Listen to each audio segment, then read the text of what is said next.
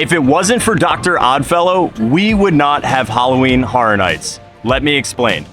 Here we are at Universal Studios in Orlando, Florida. This year is all about Dr. Oddfellow and his sinister plot to steal your soul. If you don't know Dr. Oddfellow, he is the owner and proprietor of the Dust Bowl Circus, which happened in the 1930s. And what we're gonna do today is we're gonna go through all of the scare zones and talk about the haunted houses and go chronologically in order so you know exactly who's Dr. Oddfellow, what are the scare zones all about, how do they all intertwine together, and how can you find some hidden details throughout the experience.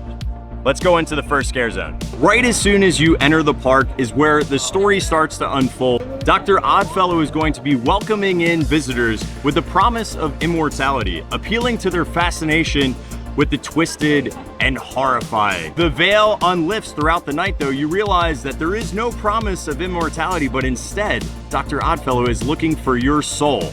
And he wants his own immortality, and your soul is the ticket to that. But the way that Dr. Oddfellow is going to break into your psyche and be able to steal your soul is he has to use horrifying images so that he can disconnect you from reality so that he can claim your soul for himself.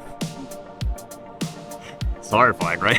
This front part that I'm walking into right now kind of looks like that is where Dr. Oddfellow in his little top hat is gonna be welcoming guests. Similar to the Pumpkin Lord, here we're standing outside of the Dark Zodiac. In Hollywood unveils the origins of Dr. Oddfellow's connection to the zodiac signs, imbued with tarot card symbolism and elemental forces. As visitors traverse the zone, creatures representing their zodiac signs roam ominously, twisted from the ones that we know into sinister styles by Dr. Oddfellow. This could also be potentially the dark realm for when Jack Schmidt, the clown, unalives Dr. Oddfellow and places him almost in a purgatory, which eventually he does break free from. Now, we saw Dr. Oddfellow back in Halloween Horror Nights X or 10 back in 2000 in the Fear House Haunted Maze. However, back now in 2023 is his resurgence and time to shine.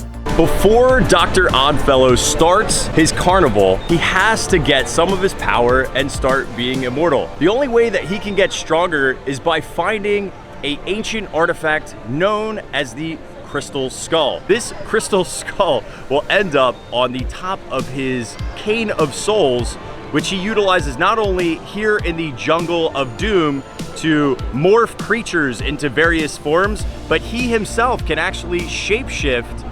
He doesn't do that until later. I'll talk about shapeshifting later. Next up, we're gonna hit an actual house. This time it's Dr. Oddfellow's Twisted Origins, AKA the 1930s Dust Bowl Circus, where Jack Schmidt also works as well. But this time we're gonna enter in this circus under the bleachers. Dr. Oddfellow is gonna invite guests to witness twisted acts, but the truth is, these are not twisted acts. Instead, they are murderous acts. Dr. Oddfellow uses his Cane of Souls to steal the souls during this dark zodiac ritual that happens within his carnival in the 1930s. Jack the Clown is going to be referenced here. Jack Schmidt does work for Dr. Oddfellow after he gets out of his sanitarium.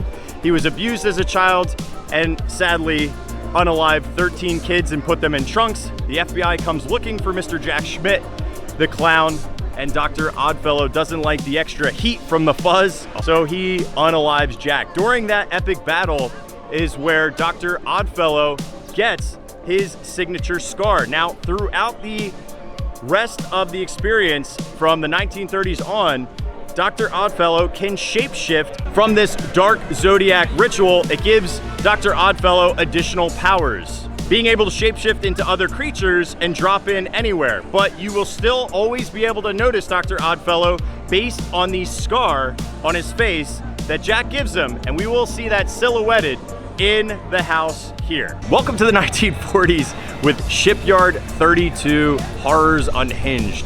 Here we see all of the demonic, twisted creations from Dr. Oddfellow. The fun part about this scare zone area is that we're going to see all of these creatures that Dr. Oddfellow has found or created. So we're gonna see some old and we're gonna see some new creatures, which I think is really cool. Lots of places for the scare actors to hide. To the 1940s with all of Dr. Oddfellow's creatures. In the 1950s, we're going to get a Yeti house. It's totally plausible that in the 1940s in Shipyard, some of the creatures that he created may or may not be the Yetis themselves.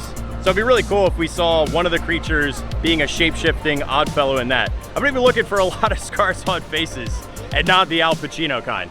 I wanted to say set of a woman. Ooh-ah. Welcome to what I think is going to be one of my favorite scare zones. Vamp 69 Summer of Blood.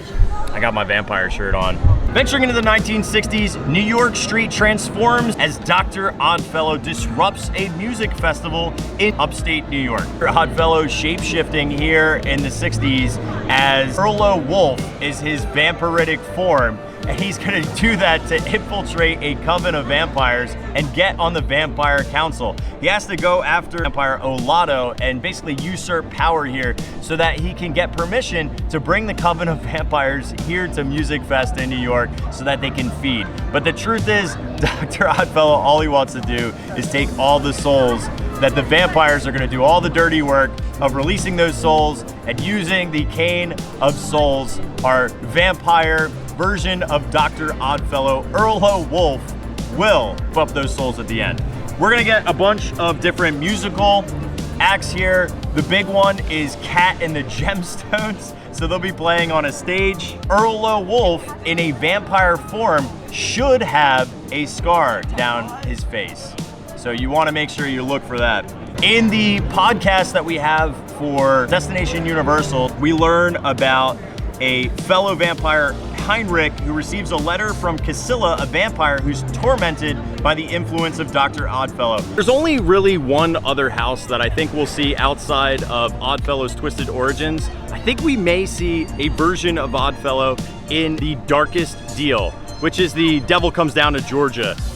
The myth of selling your soul to the devil to gain fame. Pine Straw Spruce, who does exactly that, to be a blues artist. Great blues music is gonna be played as background music or BGM. And that collector, timing-wise, might have a scratch on his face. I hope it does. But I'm probably asking too much. But come on, he steals his soul. That totally could make sense.